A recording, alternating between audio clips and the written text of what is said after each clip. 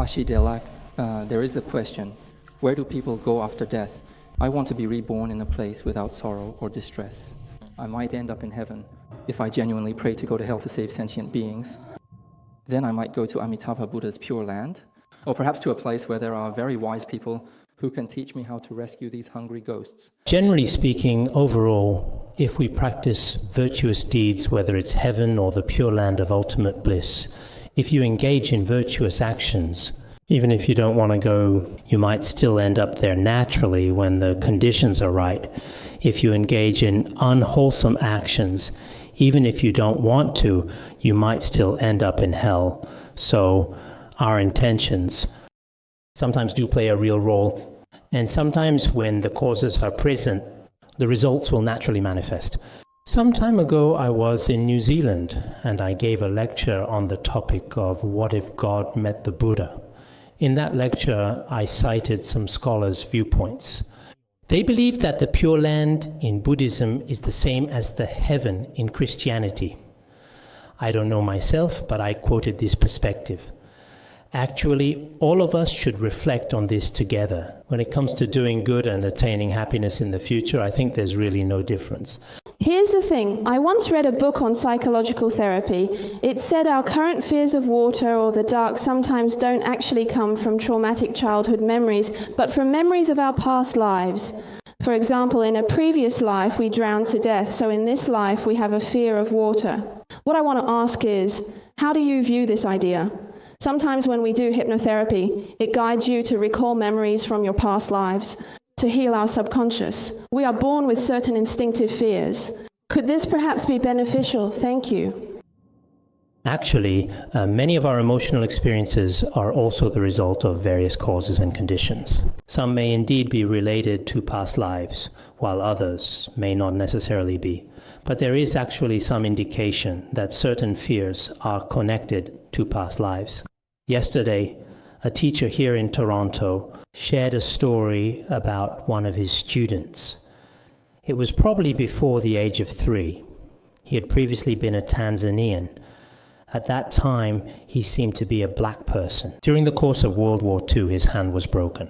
As a child, he could remember everything clearly, including his younger brother from his previous life and the bombings. All of these phenomena have been verified. They were entirely statements from his parents. These were real events. So many of the fears we have in this world today, some actually originate from the subconscious, or they may be related to things that happened to us in the past. But some may also be caused by other temporary or short-lived conditions in this present life, during this lifetime. Very prominent psychiatrists have put people under hypnosis for purposes of trying to heal them, and in doing so, there have been cases where these people have actually spoken from different places, from different lives. The psychiatrist was able to actually ask them, what do you look like, where are you from, what century are you in? So I just want to know if you had any comments on this as a way to remember something about your past lives and in terms of how you feel about it for purposes of healing, and if you feel that this is all real. There are 2 situations with this kind of therapy. One situation is indeed genuine, because when the human mind traces back, in fact, to a certain extent, through a kind of inner peace and contemplation, it is possible to recall some processes from past lives. In Buddhism, there is a meditative method of tracing back through contemplation, which is actually quite similar to this, in fact. But there may also be various other situations, for example, that could occur. So we need to approach this thoughtfully with a balanced perspective. Okay. I would like your thoughts on this idea that I've come across or kind of created about time and how it's malleable, bendable, you can create time and it's not fixed. So the idea is that by improving the present moment and future through visualization, consciously creating and pulling a more benevolent, loving future towards yourself, then can you rewrite our past, basically changing the past by consciously creating and consciously rewriting our future. basically bringing us closer to enlightenment on a quicker path. Does that make sense? There are two ways to understand this. When we observe time from the ultimate truth, from the true nature of things as they truly are, the future has not yet arrived, and the present cannot be grasped at all, and the past has already ceased to exist. It is impossible to obtain it. As for the present moment, currently, if we observe it in this way, then perhaps it too cannot be obtained. That's why Buddhism has many different methods for contemplating the three times. Through such contemplation, we find that nothing can be obtained. It's not just time. It includes all of us present here today, and everything else as well. When we analyze emptiness, nothing truly exists. But in appearances in our real lives, we can't simply dismiss the future as illusory. It still involves our plans and our dreams, and all the plans we make for life still need to be planned. But as for the past, apart from recalling it through memory, there's no way to go back and revisit it. Thank you. There is a question I have been reflecting on for a long time. When we speak of all sentient beings across all directions and all times, I keep wondering what infinite life truly means. I feel like there's a hurdle in my way, an obstacle that I just can't get over. There's a certain point. Where is the starting point of sentient beings? If life is truly infinite, then in the entire world as we know it, how many of these kinds of conscious entities or sentient beings are there in total altogether? Is the total number infinite? How many are there really? Is it possible for new conscious entities to appear? That is, to actually add a completely new one on top of infinity. Where did the very first starting point originally come from? In this infinity of conscious entities, is it possible for one to disappear? Like, could one vanish within infinity? This is a question I've been unable to find an answer to for a long time. Thank you. The unique Buddhist explanations won't be discussed here. Let's talk about the general commonly held view. There are countless, boundless, sentient beings in samsara. Every life has existed continuously since beginningless time. There are truly no newly born ones. Within samsara, there are innumerable, limitless, sentient beings, if, in the future, they do not attain true liberation. Then ultimately, it is also truly endless. If, among them, some sentient beings attain liberation, from that point on, their time of wandering in samsara has finally ended. Are you really trying to count all sentient beings?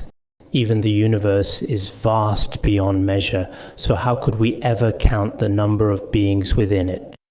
Khenpo Sodargye. This time I came up here to represent the Tibetan people in thanking you for your visit. The first question, Master, we'd like to know your turning point. What made you devote yourself to Buddhism? What was the biggest turning point?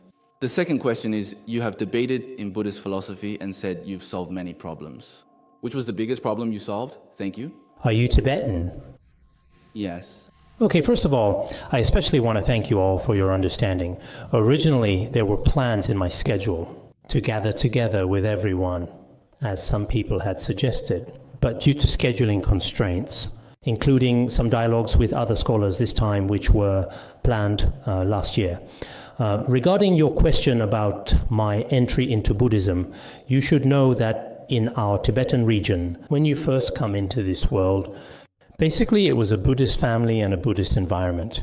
So, to be honest, I really didn't have any other choice, I was raised in this way of life. Later, even though I went to school and had some other different experiences in life, my faith and my views have always remained steadfast. So I personally believe that for the rest of my life, this perspective of mine will not be lost. Because I have gone through countless hardships and used certain theoretical observations to establish this viewpoint myself. So I personally and truly believe that this particular viewpoint is, without a doubt, the most reliable and the most deserving of my life. Respectfully, Khenpo, I'd like to ask, how do we define sentient and non-sentient life? Our world is full of tiny life forms, like bacteria, viruses, and other microorganisms. I just want to know, could you please explain how exactly we determine whether they have souls or not? All right, thank you very much, Khenpo. It's like this. Bacteria, including some of the microscopic life forms described in biology, from a broad perspective on life, some of them should be considered as such. But from the narrower definition of sentient beings. What we call sentient beings, according to Buddhist teachings, as the Buddha explained in various related scriptures, they possess the 5 aggregates: form, feeling, perception, mental formations, and consciousness. It is the combination of all 5 aggregates that can be called sentient beings, or beings that possess sentience.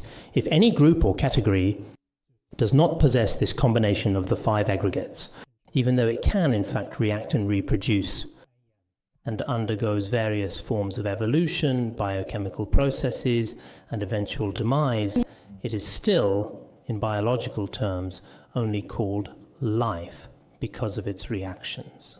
Therefore, what we refer to as sentient life, that is to say conscious beings and plant life, and labeled differently from the perspectives of both religion and biology.